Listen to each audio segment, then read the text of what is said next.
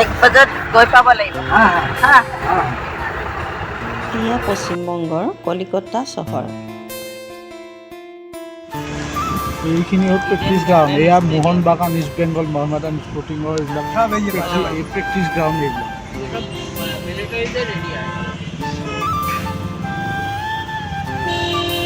এই Eden garden দেখা নাই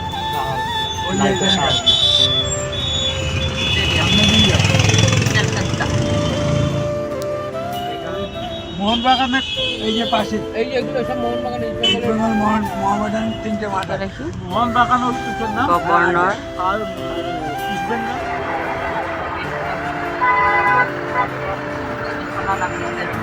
এই আমি হাওৰা ব্ৰিজৰ তলত আছো কলকাতাৰ।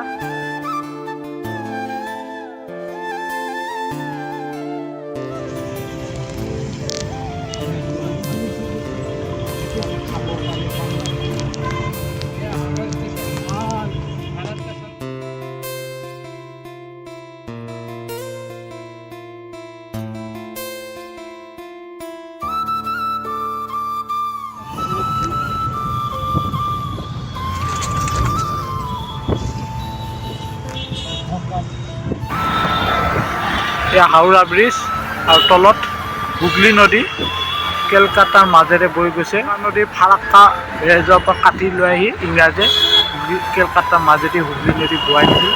এই তাৰ হুগলী নদীৰ ওপৰতে এই হাওৰা ব্ৰিজখন অৱস্থিত।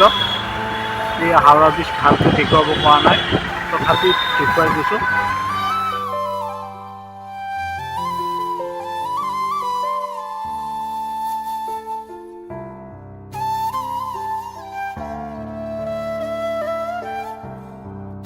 ভাৰতৰ পশ্চিমবংগ ৰাজ্যত অৱস্থিত এই ব্ৰিজখনে কলিকতা জিলা আৰু হাওৰা জিলা সংযোগ কৰিছে।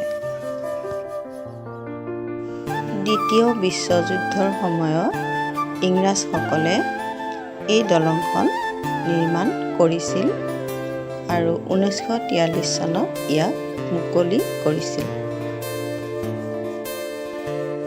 এই দলংখন সম্পূৰ্ণ ষ্টীলেৰে নিৰ্মিত।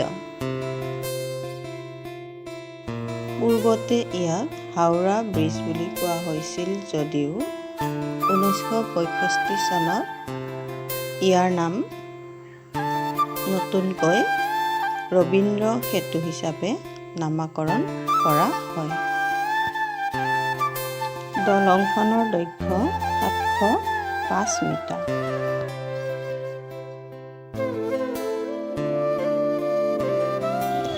ইংৰাজসকলে কলিকতাত ৰাজধানী পাতিছিল বাবে ইয়াত বহুতো ইংৰাজৰ স্মৃতি বিজড়িত ঘৰ দেখা যায়।